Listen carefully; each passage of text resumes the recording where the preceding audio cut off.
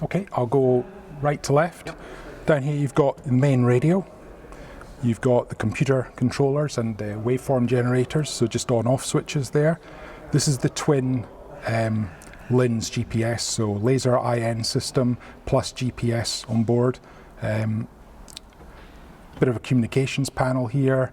That's the identification friend or foe, so or the transponder, so we set a code on there. This is the IFF interrogator, so it's the same in terms of identification friend or foe, but this is us using the radar to find other people and see whether they've got the right code on.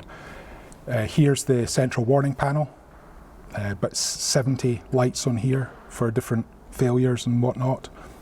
This is the command eject, so if you went flying on squadron, you would put that to both there, which meant if the navigator pulled the handle, both ejection seats would leave the aircraft. If you're flying with a passenger, that would be in the rear position. Obviously instruments here, this is the data link panel. Data link was a really good addition to the aircraft. And our data link, I didn't mention this before, our usage of the data link, Link 16, was better than the F-14 because we had the ability to change the main computer software through some really smart guys at Coningsby called the software maintenance team. They had the ability to change the main computer software in a very quick time, and we really jazzed it up and made the very best use of the JTIDs.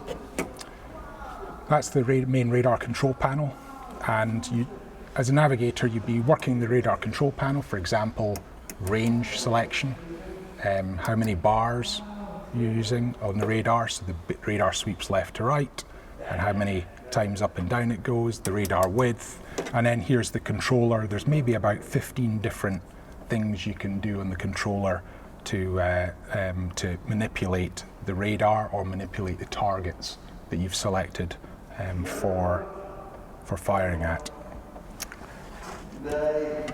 You probably can't see them too well.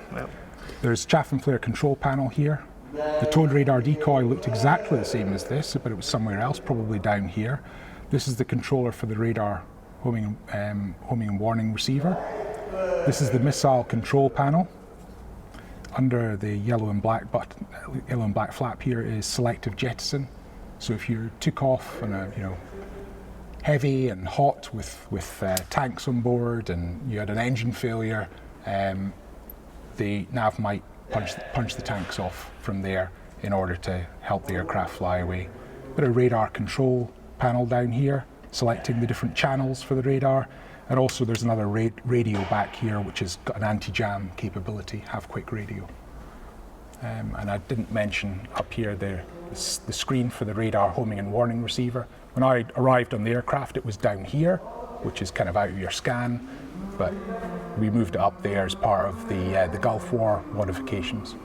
And total fuel right here, which is important. In this mode without any tanks on, it was 5.5 tons of fuel. When the engines were in combat power, they were burning 500 kgs a minute. So you want to keep an eye on that. Yeah.